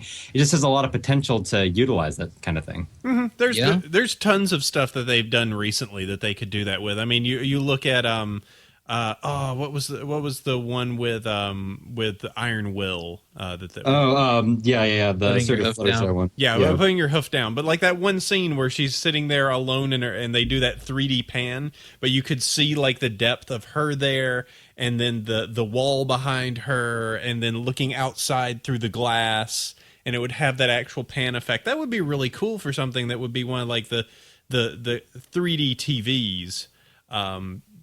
See, and I thought that and this is just a slight tangent, but one thing that always irked me is I would go to like Fry's and look at those 3D TVs, and they were kind of neat, but the problem is that the way that they work, they have to like remove all like the natural elements and like stuff out of the scene so that it can work. So everything just looks way too crisp. But in a show like this, it would be perfect because everything is supposed to be way too crisp. Yeah. So, it's I think there are definitely, like, as Sandy said, like the rain boom. It would be great to see her coming down, and then the rain boom is just there, and she keeps going past it. Unfortunately, I can't enjoy 3D, so all this is really wasted on me. Oh, no. Why not? Why not, sir? Remember, can't see out of one eye? Oh, yeah. Yeah.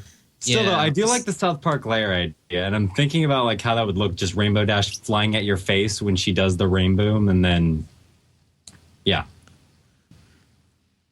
God, the entirety of that show has a lot of potential. Somebody get on that. Yeah, start making them. My Little Pony 3D project. Start with season 1 and work your way up. Yeah, all right. By the time season 3 comes out, I want every episode in stunning 3D. Go to your local My Little Pony in IMAX. It's too big. It's way too big. Your body is not ready. Fluttershy. Fluttershy is bigger than. I'm sorry for being so big. I'll leave the screen. Oh, I didn't mean to scare you with how large I am. I'll just go away. That would be great. Okay. And let's see, Mike. This is a big one.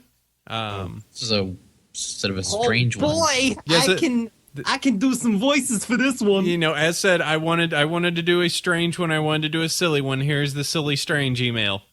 Here we go. Okay. Hello, Starry Night, and whoever happens to be in front of the mic today. I'm going to address this as if AC and Chef are both here, which they are. But considering BronyCon is right around the corner and you two have been taking off lately, whoever happens to be there can just swap in their personal handles. I just wait here. Da-da-da-da-da. Done yet? Good, moving on. Rather than the usual questions or great show comments, you do a great show, by the way. I have an idea for a game that you can play that I'm pretty sure would be fun. I know you have Starry vet these mails for you, but try not to think about this too much ahead of time. This is best done off the hoof role-playing improv style. I'm already terrified to go any I know, further. let's do this. We're going to role play with you, Mike. Okay, here we go. I put on my wizard hat. Let's do this. Okay. I got my peg leg and my eye patch. Let's do this, baby. Which one do you want to be? I don't know. Okay, do you want to be PD? Do you want to be PD or SD? I have no clue. As I said, I simply put this in without reading it. So I have. All right. Okay, so I'm gonna be PD, and he'll be voiced by LeFou from Beauty and the Beast. Okay. And you'll be SD. So let me finish up this portion right here, and then we'll get to it. There's a bit of setup, so please allow me to spin my tale. You get a surprise phone call from a producer, PD, at DHX, and they tell you that as a shout out to Bronies, they want to have both AC and Chef Sandy as voice cameos in an upcoming 3rd season show. The tracks have to go to animation very soon, so they can't give you much time to think about it. In fact, this very phone call will also be your recording session if you agree. Go ahead and agree, or the game will be very short. I agree. Okay. Okay. Next, the story director, SD, gets on the line and says, All you, baby. You're SD, I'm PD. Okay, I'm SD. And I'm PD. Okay. I can't tell you the whole story, as that would be a spoiler. But your parts come in near the end of the episode where the climax is a natural equestrian hoofball championship, you know? Throughout the show, each of the main six have been the captain of their own team. You roll with the sports analysis, the final game, giving color commentary and play-by-play. I'm sorry to interrupt, but we've been having some story problems, so you'll have to ad-lib your lines. Not a problem, right? Give us a few minutes of your lines and we'll edit it together. Yeah, so we probably need to know which two fillies leading the final two teams. Well, it's, The writers haven't decided yet. They'll fix it in animation. Just pick whoever you want. To be the final two captains, that is. Okay, yeah, you get to pick the last two main six, and other four having been eliminated in the previous rounds. You should mention that in the color commentary. Quick line, who would beat who in the usual sports lingo. I'm sure you'll figure out something. It doesn't have to be for every game. A ladder's just enough so it makes sense the winners to be playing against each other. Oh yeah, we got some extra money for background ponies, so you can fill out the players in the last two teams with whoever you want. Even throw in a few of the better-known OCs as long as they don't speak. Just keep it TV friendly. Yeah, and the rules of how goofballs play. You need those right. Well, the writers kind of wrote us in a corner here, so you're gonna have to keep your own rules and make sure things mentioned set up with the theme. Is the Solar Flares team is leading against the Moonwalker, and there are 25 pony lengths line. The zone pony has smothered the grass in the final time, and the Pegasus God's been hovering over the baskets, and unicorns race the ball with the paddles. The referee's about to toss out the last horseshoe, and while the Earth ponies run to the bases, try to adopt these details as best you can in the commentary. Lastly, you'll need to name the winner of the game, which of course has to teach some sort of lesson. No problem, right? Boy, I have to talk to those writers again. Don't worry, no pressure. Take a few seconds to think about it. Okay, that's enough time. Take one, go!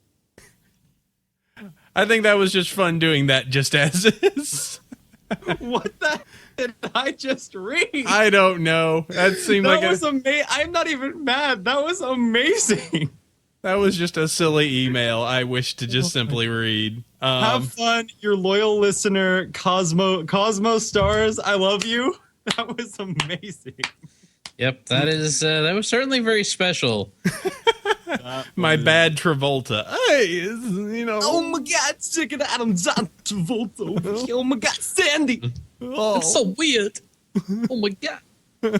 Look at these hoofballers. oh God. Oh my God, and the unicorn slapping the ball with the paddle. The biggest I got in the hoop. Oh my God.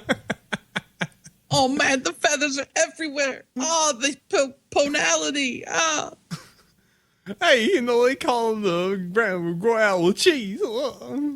Hey, you know what they call Hunger Games in France? Battle Royale with cheese. I had to. It's a terrible joke, but I love it. It is a horrific joke.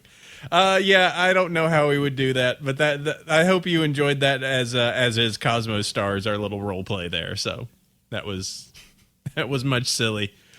Okay, let's go ahead and move on. We need to wrap up this here show and leave Mike to all the crazy that he has to do, and also get food for us in the interim. You two both have to fill in your cool things. I already actually got mine right here, if I may. Well, but you need to type it into the document, sir. Well, I'll copy and paste it into the document. Well, Will good. that work, Mr. Snooty Snooter? It will, because I've got to There do you- the iTunes Brony, so let me go ahead and do those real fast, Surdy McSurryson. Do it. Okay, 5-star iTunes Bronies. We are at 673 ratings, which should give you an idea. We are halfway towards like the ratings that like the biggest Biggerson shows have in all of iTunes. So please leave us iTunes ratings. They get us up there.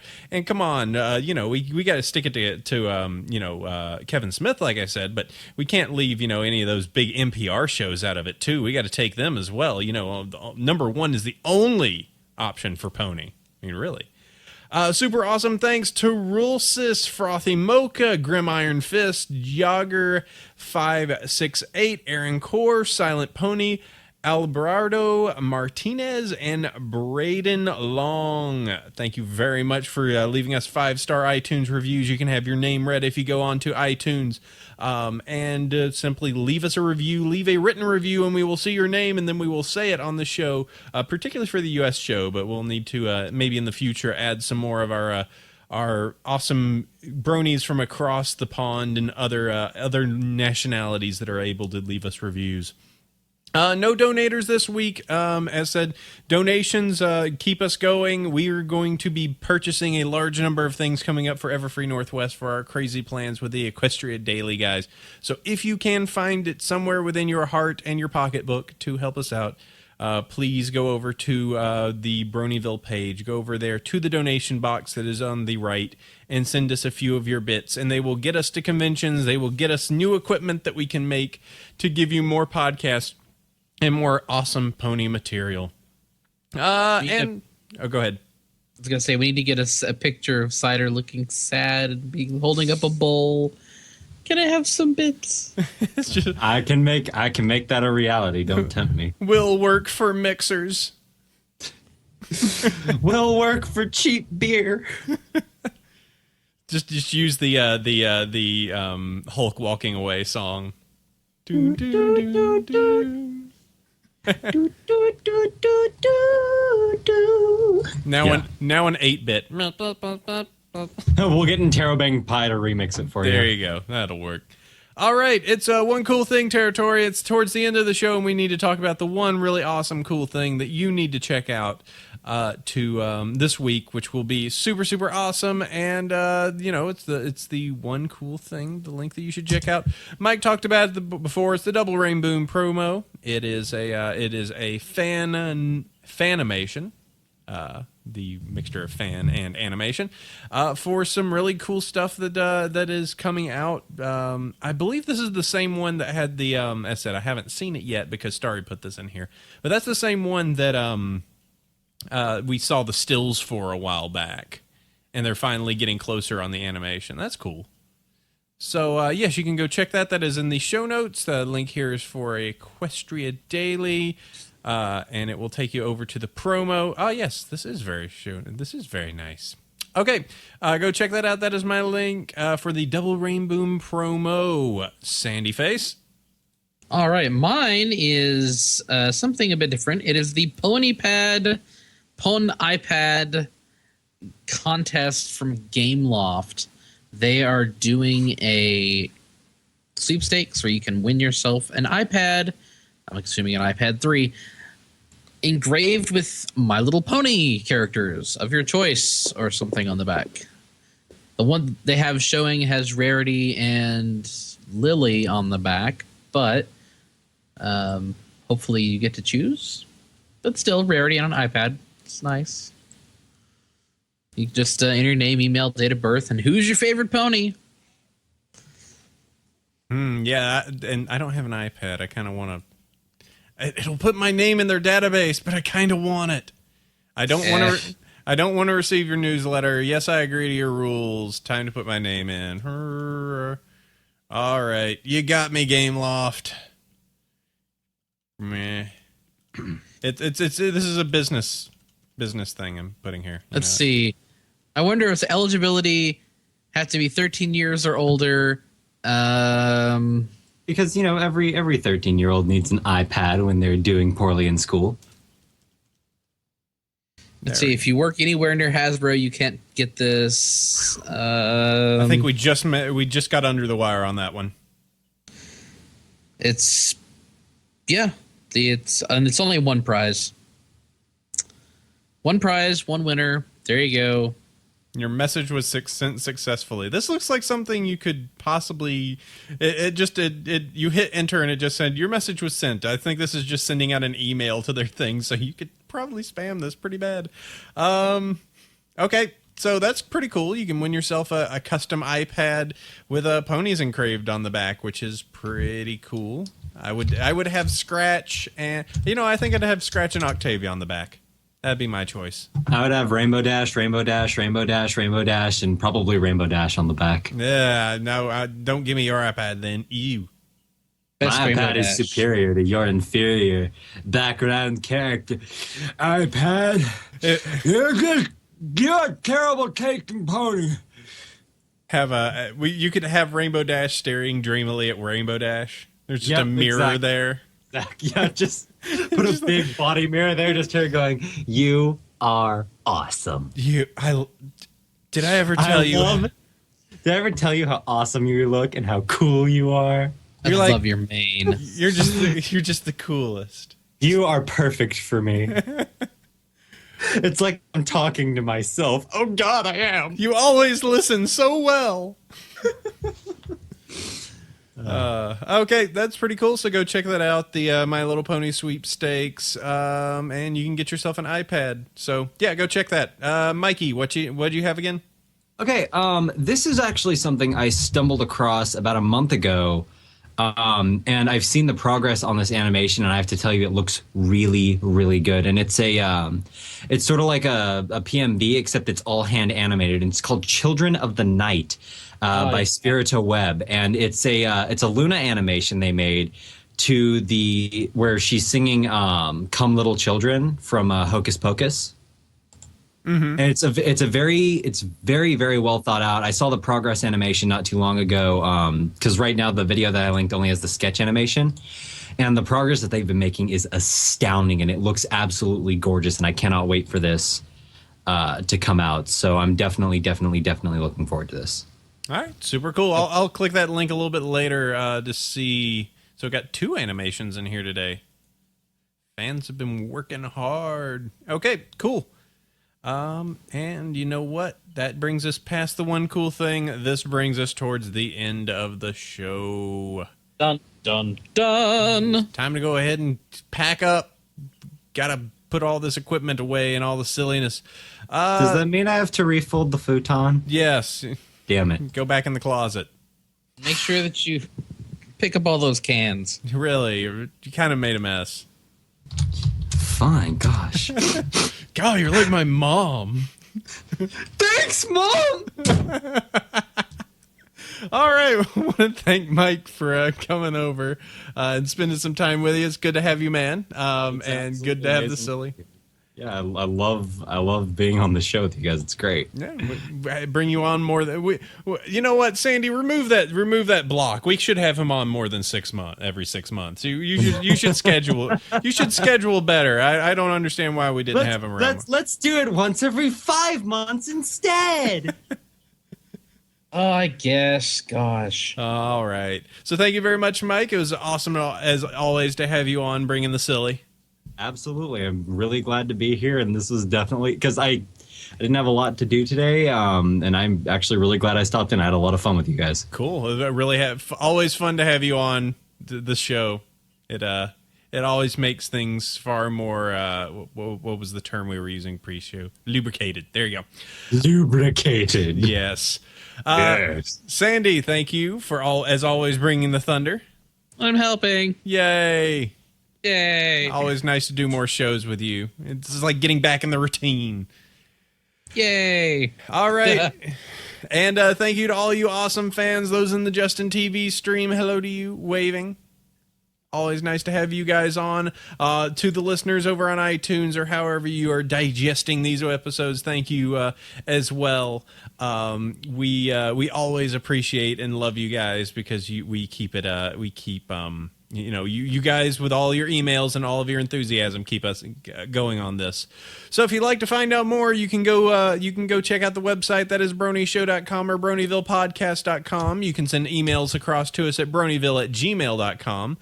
Since people have been asking, there is a link in the show notes now that says join us roughly every Saturday, noon Pacific Daylight Time at justin.tv/Bronyville podcast. If you actually want to be part of the stream and have us wave to you and talk and be part of our crazy live shows. So you are welcome to do that. Please leave us iTunes reviews. As mentioned earlier, we really need them. We really like them. It keeps us up there in the Brony world and keeps us going against those meanie Kevin Smith podcasts. Twitter, you can go across to us in Twitter. I am Bronyville. And I'm Chef Sandy. We have meetup groups like mine is Bronies of Northern California. And mine's North Texas Bronies. And we got conventions like going to Everfree Northwest. And Cadillac Gardens. There we go. And that's our show. This is episode number 63. We're done for this week. Next week, we're going to have conventioneers in here talking about conventions and stuff. Lots of conventions coming up. Yeah, so get ready for that. And for this week, we will wrap this up. Sleep well, every pony. Adios. Thank you, Mike. Memories of a sorceress girl and this fascination with the secret of the world.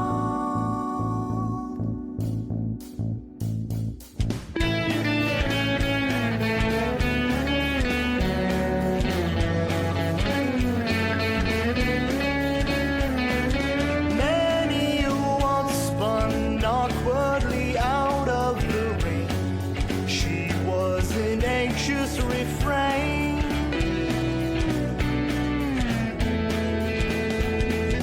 Taking your time would be imperceptible. Beautiful myths of becoming animal. Wasp to orchid, orchid to the winter. Guests to move towards lesser difference. Memories of a sorceress girl and this fascination with the secrets of the world. Dreams of the youth, those cute little movements.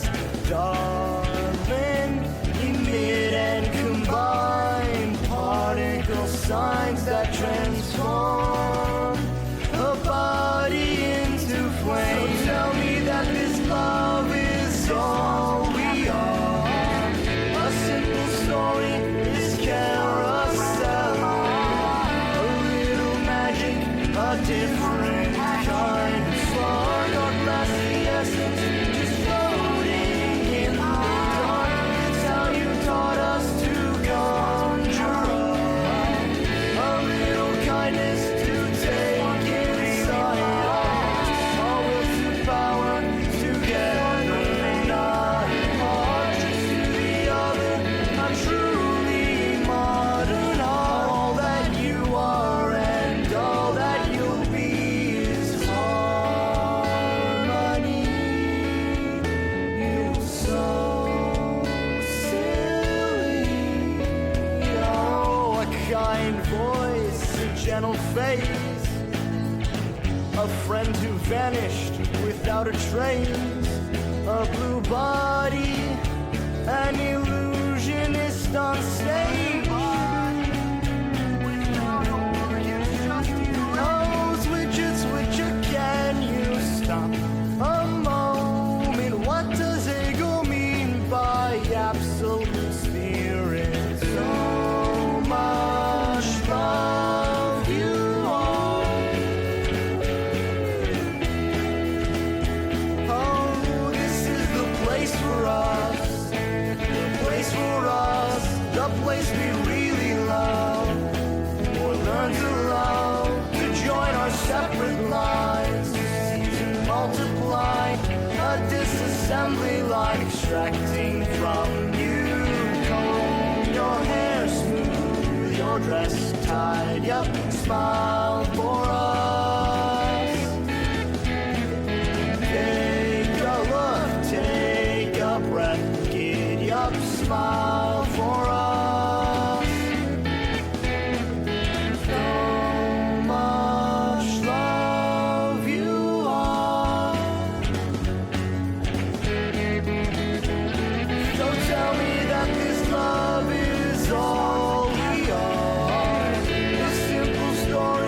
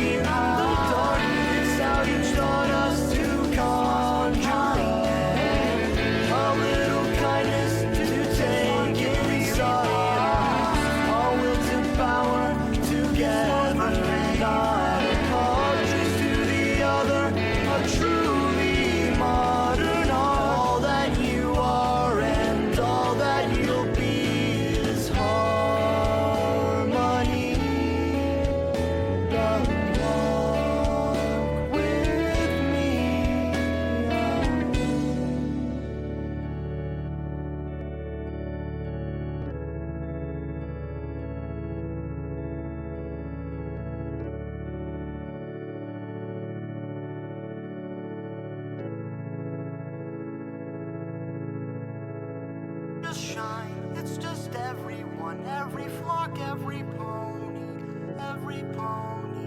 Nothing's easy, nothing's too hard with everyone's love. It's just love, it's every pony.